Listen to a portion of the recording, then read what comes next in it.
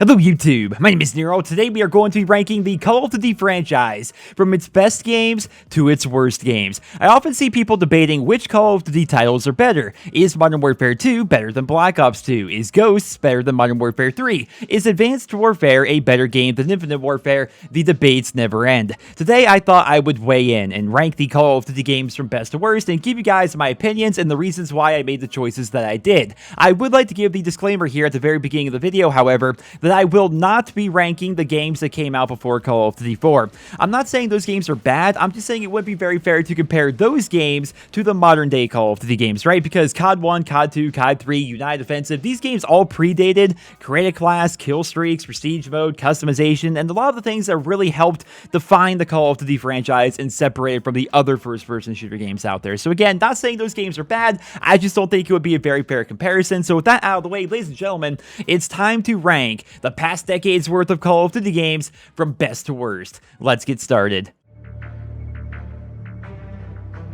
Call of Duty Black Ops. In my opinion, the best game in the entire franchise is the original Black Ops, and here is why. When you're considering what game should be the best, you have to consider a lot of things, right? You have to think about how much fun did you have playing the game? How many features does the game have? How many copies did it sell overall? Was it very popular with the community? How much time did you personally invest within the game? Is it still as fun to play today as it was back in its prime? And for me personally, the original Black Ops checks all of those lists. This game is freaking incredible start to finish. If you're talking about the campaign, I loved the story of the original Black Ops. I think it's actually the setting that set this game apart for me, right? The Cold War and the Vietnam era setting that we had in this game was very unique. It was unlike anything that we've ever seen before or after this game. When you're talking about the multiplayer experience of Black Ops, how do you beat it? How do you beat the original Black Ops? So many awesome and iconic maps, so many fantastic weapons. The kill streaks in this game were ridiculously powerful. Of course, we had the attack dogs and the Blackbird and the chopper gunner. Very, very fun. Napalm strike, no less.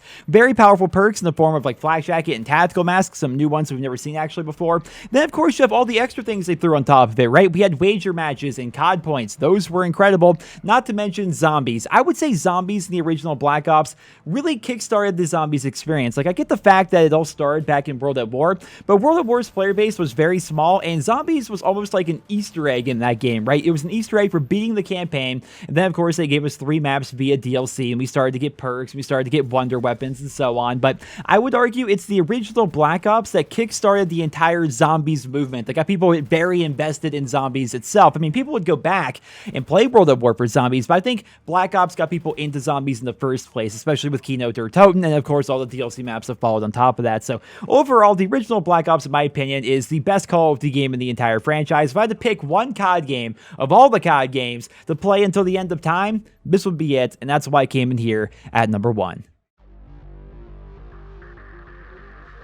Call of Duty Black Ops 2. So right behind the original Black Ops would be its sequel, Call of Duty Black Ops 2. I have a feeling that this game here is going to be number 1 for a lot of you guys. And of course, I'd love to hear down there in the comments, how would you personally rate the past 10 Call of Duty games from best to worst? Let me know about that down there in the comments. But Black Ops 2 is here at number 2. Barely behind the original Black Ops, and the reason why is the setting. The futuristic setting. This, of course, was the first quote-unquote futuristic game in the entire Call of Duty franchise. 2025. Can we even consider that futuristic by Call of Duty standards today? Probably not. But the setting was not exactly my cup of tea, but I will say the maps were incredible. The kill streaks were incredible. The gunplay, so freaking good. The Prestige mode, Prestige Master in general, that was really good.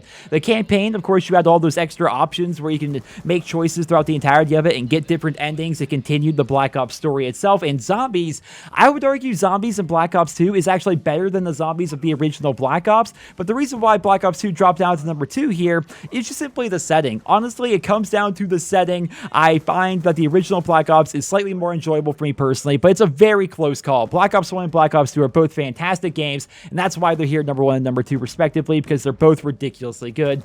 What do you guys think? Am I overhyping the Black Ops series? Because for me personally, these games are the best ones in the entire Call of Duty franchise, but Black Ops 2 for me, slightly behind the original, and that's why it came in here at number 2.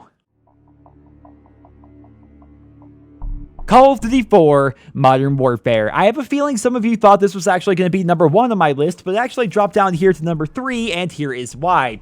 there's no third game mode. That's what it comes down to, honestly. Like, when you're talking about the original Black Ops and Black Ops 2, you have zombies, single player, and multiplayer, right? You have the complete package. COD 4 is fantastic. Its single player is one of the best stories in the entire franchise. The multiplayer, despite its issues, is one of the best multiplayer experiences in my opinion. It's timeless, but then there's nothing else on top of that, right? All the quote-unquote third game modes are like private match game modes that the community would come up with, like Michael Myers or Border Patrol or all the other ones, Cops and Robbers, right? Those were things that people would do in private matches, but there was no dedicated third mode because the game's old. It came out in 2007. The first quote-unquote third mode was, of course, in World at War, the year after COD 4 came out. So that's why it dropped down here to number 3. I really do feel as though the game is timeless, even though they remade it into Modern Warfare Remastered, and as a result, the entire community was made very aware of how overpowered the M16 was in Frag Times 3 and Martyrdom and Last Stand. Regardless of all that, like, I still find the multiplayer experience of COD 4 to be timeless. I love COD 4, I love Modern Warfare Remastered, and for all these reasons, it came in here at number 3. Call of Duty Modern Warfare 2. I had to think long and hard about whether or not I wanted to rank Modern Warfare 2 ahead or behind Call of Duty 4. It was actually a very close call, but the reason why Modern Warfare 2 is coming in behind Call of Duty 4 is because of how broken the multiplayer experience actually is. I've said time and time again, this game is one multiplayer patch away from being near perfection in my eyes, but that patch is never going to come. Infinity Ward does not care about Modern Warfare 2, or maybe there's some licensing issues between the original Infinity Ward team and the new Infinity Ward team. I have no idea, but for some reason, they refuse to update and fix this game, so that's why it comes in here at number 4. The single-player campaign was incredible. I loved it. The story was just par excellent. It was really, really good. The multiplayer, I would argue, is one of, if not the best multiplayer experiences in the entire franchise. You have the tactical nuke, you have all those big, powerful kill streaks, some of the best maps and best guns in the entire franchise, but there are some big issues, right? The multiplayer issues, the noob tubing, the boosting, the problems the game has had forever, they never got fixed, right? And so that's why it came in here at number 4. Not to mention Spec Ops. We should mention Spec Ops briefly. Spec Ops is a cool idea. It allowed you to have some more single-player and co-op content. Not everything was based around, competitive PvP multiplayer, which is good. It's nice to have that stuff, but I would argue Spec Ops, no matter how good it may be, is never as good as Zombies. So I can't rank it ahead of, like, the original Black Ops or Black Ops 2 for those reasons, and that's why it came in here at number 4. Call of Duty World at War. It pains me to drop World at War down here to number 5 because I really do enjoy this game. I love World War II, and this was the last World War II themed Call of Duty game to release up until this year, right? This game came out in 2008. We had to wait until 2017 to get a new World War II themed Call of Duty game. That's freaking ridiculous. But the problem with World at War, in my opinion, is the multiplayer did not age all that well. When you go back to play this game, it feels more like COD 3 than it does COD 4 in some respects. Like, I get that we have a lot of weapons and perks are a thing and kill streaks are thing, but it feels like an older Call of Duty game with how big the maps are, how powerful semi-automatics and bolt actions actually are. It's a very unique situation, honestly, but the thing about it is when you go back and play it, the hit detection's pretty bad and it's completely dominated by submachine guns. So when you go back and play, it definitely feels dated, but that's not to say it's a bad game. That's actually going to be a trend you guys are going to notice going forward. Just because I rank a game behind other games, that doesn't mean I think that the game is actually bad. I'm just saying that, like, World at War, while it's good, it's not as good in my opinion as COD 4, Modern Warfare 2, Black Ops 1, or Black Ops 2. I love World at War to death, man. I put, like, what was it, like 35, 40 days of playtime into this game's multiplayer. I was ranked within, like, the top 2,000 of Search and Destroy for many, many months back during its prime. The single player was awesome. Zombies, of course, started back in this game. World at War is a very good one. It's honestly one of the better games in the entire franchise, but it's down here at number 5 for all the reasons I've listed already. So what do you guys think about World at War? I personally think it's a very good game, but it hasn't aged all that well, and that's why, ladies and gentlemen, it dropped down here to number 5. Call of Duty Modern Warfare 3. I could go on for hours talking about Modern Warfare 3, but I'm going to try to keep this relatively short because I want this video to be fast-paced and rather short. I don't want it to be 30 minutes long. So Modern Warfare 3 is a game that was incredibly unique for the time. If you guys don't know, the original Infinity Ward team left after Modern Warfare 2, and Activision basically had to rebuild Infinity Ward from the ground up, and of course they had to make Modern Warfare 3. So as a result of all of that, the new Infinity Ward team had a lot of help putting together this game, from Raven Software, Sledgehammer Games, Games, and even Treyarch. You could tell this game was made by all those developers combined because it doesn't really know what it wants to be. There are so many good ideas put into this game and so many bad ideas that were put into this game. On the good side, we had MOABs, we had community game modes like Infected. That was so freaking good. We had the Specialist Strike package, we had face-off maps. Those were all very good ideas. But then we also had Death Streaks, right? They brought back Death Streaks from Modern Warfare 2 and made them even better. We had support streaks, and while I don't hate support streaks, we had support stealth bombers and support juggernauts. Whose idea was that? We had a very bad spawn system. I think people forget about that since we're so far removed from the life cycle of Modern Warfare 3, but the spawn system in this game, in my opinion, was one of the worst ones in the entire franchise. Modern Warfare 3 was such a unique situation, and the best part about the entire thing is, for some reason, despite all of this, Modern Warfare 3 is the best-selling Call of Duty game of all time. Of course, the single-player campaign was cool. They wrapped up the Modern Warfare storyline. The ending was freaking incredible. They added some really cool things to Spec Ops, actually incorporating Spec Ops to the multiplayer maps themselves. It was a very unique situation, and I honestly owe a lot to Modern Warfare 3. If it weren't for Modern Warfare 3, I would not be here today. Modern Warfare 3 helped launch my YouTube channel to where it is, so it's a unique game. It really is, but like I said, there were some really good things and really bad things about the game, and when this game is frustrating, I would argue that Modern Warfare 3 is one of the worst games of all time. I've had so many rage moments here playing this game, but at the same time, I've had so many great moments playing Modern Warfare 3. I don't know. I'm a mixed bag of emotions when talking about this game, and that's why, ladies and gentlemen, it came down here at number 6. Call of Duty Black Ops 3. This, of course, is going to be the first advanced movement game on this list. I know a lot of you guys really love Black Ops 3. Right now, I think it's actually the most populated game in the entire series, despite being nearly 2 years old. But for me, personally, the reason why it dropped down here to number 7 is because it's advanced movement. I think the game has a lot of very good kill streaks. I think the guns in this game are fantastic. I like the specialists, believe it or not, but it comes down to the advanced movement. When I think of Call of Duty, I like boots on the ground a lot more, and that's why I decided to rank Modern Warfare 3 and World at War and Modern Warfare 2 and COD 4 and all of those games ahead of this one, simply because I like boots on the ground. Now, you're going to notice there's one other boots on the ground game that is not ranked ahead of Black Ops 3, but we're going to cover that game when we actually get to it. Black Ops 3 was a good game. It really was. Zombies is fantastic. I still play Black Ops 3 Zombies to this day. They actually add a lot of cool things to Zombies, like customization and the ability to level up and stuff like that. That was really good. The single-player campaign is widely regarded to be one of the better campaigns in the entire franchise, and then the multiplayer, I've said time and time again, the multiplayer experience is one of the better ones in the entire series, but the only thing is, once again, advanced movement. For me personally, I can't rank the advanced movement game ahead of the classic boots on the ground ones. Like, I played a lot of Black Ops 3, I made it to Prestige Master, I got Dark Matter camo, like, I like the game itself just fine. It's not a bad game, just in my opinion, it's not as good as the ones I listed before this, so please don't hate me too much. I know a lot of you guys really like Black Ops 3, but for me, it's the advanced movement, and that's why it dropped down here to number 7. Call of Duty Ghosts. This is a tough one to justify, it really is. So I decided to drop Ghosts down here to number 8 behind Black Ops 3, even though I just said the reason why Black Ops 3 is so low is because I like boots on the ground games, and Ghosts is a boots on the ground game.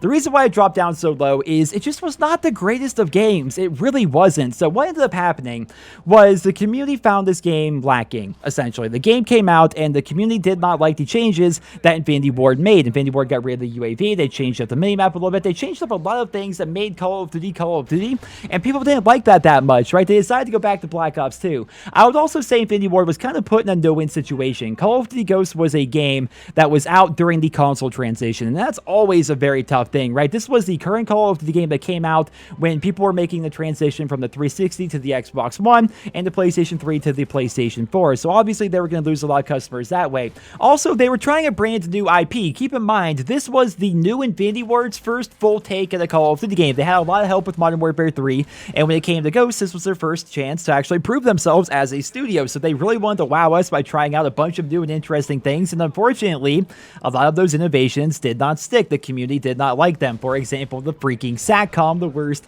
kill streak in the history of the Call of Duty franchise. So they tried their best with this game. I think it was one big experiment to see how far they could push the boundaries and how much they could change up the Call of Duty formula, and some things were good, a lot of them were bad, and what are you gonna do? I think a Ghost 2 would actually be a pretty awesome game. I've talked about it in a recent video, but I really do feel as though if they were to invest their time into making a Call of Duty Ghost 2 and learn from their mistakes from the first one, it could be a really good Call of Duty game, though unfortunately the first one of the worst ones in the Call of Duty franchise, at least in my opinion, and that's why it drops all the way down here to number 8. Call of Duty Advanced Warfare. Here we are, ladies and gentlemen. This was the first advanced movement game in the entire Call of Duty franchise, and boy, was it rough around the edges. Exosuits were an interesting idea. All of these years, people complained, God, it's the same game every year. When are they going to do something different? And finally, they listened. They brought Sledgehammer games on board. They changed up their development cycle to a 3-year cycle, and they really did change up the Call of Duty formula, while at the same time, keeping it still true to Call of Duty, right? We still had killstreaks and maps and guns. It still felt like COD, but we had advanced movement, and the advanced movement was very rough around the edges. Very, very rough around the edges. I did not like Advanced Warfare because when I played the game, while the gunplay was actually good, I think people forget this, the gunplay in that game was actually fantastic, and a lot of the maps were actually good as well. I didn't like the engagements, right? When I would see somebody and they would jump 15 feet in the air, I'm like, this is not Call of Duty to me, right? So Advanced Warfare to this day is my least played Call of Duty game. When I go back and play it now, I can have some fun with it on occasion, but it's not a game that I want to play for hours and hours on end. And then, of course, they had Exo Survival before actually giving us Exo Zombies, and Exo Zombies didn't really stick the way Treyarch Zombies stuck. And then the single-player campaign was fine, but the ending was like, so I don't know. It was an experiment, right? It was a big experiment. We, of course, are not getting an Advanced Warfare 2. Sledgehammer Games has moved on to greener pastures, which, of course, would be Call of Duty World War II, which we're all very excited for. It was a very interesting game. It's one that I don't think is going to go down in history as the best game of all time, but it was definitely, it was there. It was an experiment. They tried something. You can't say that COD's the same game every year when things like Advanced Warfare exist. And for all these reasons, I had to drop it down here to number 9. Call of Duty Infinite Warfare. Here's the thing, guys. Infinite Warfare is a game that everyone likes to rag on. It really is. But I think Infinite Warfare, compared to some of the other advanced movement games, isn't necessarily a bad game. But I had to drop it down here to number 10, and here is why. I don't play it. I don't play Infinite Warfare. I am a Call of Duty YouTuber who has played every single game in the franchise dating back to 2007, and I'm like level 45 in Infinite Warfare. Like, I go back and play it on occasion. I play a couple of matches and hop off, and while I play, it's actually relatively fun, but it's not Call of Duty to me, right? When I think about Call of Duty, I think of the original Black Ops and Black Ops 2, and then I look at how far they have taken the series with Infinite Warfare. It's just so much different than the older games that I really love and enjoy, and that's why I had to drop it down here to number 10. It's not because Infinite Warfare is a terrible game. It's not that I hate the guns, the maps, the kill streaks and stuff like that. I actually have quite a bit of fun when I play, but to me, it's not COD. It's not Call of Duty. And that's why I'm so happy to see them going away from advanced movement, back to World War II, back to boots on the ground, back to the series roots. I get that they had to try something different, and I like the fact, believe it or not, that they actually tried something different with every single developer, one for Treyarch, one for Infinity Ward, one for Sledgehammer.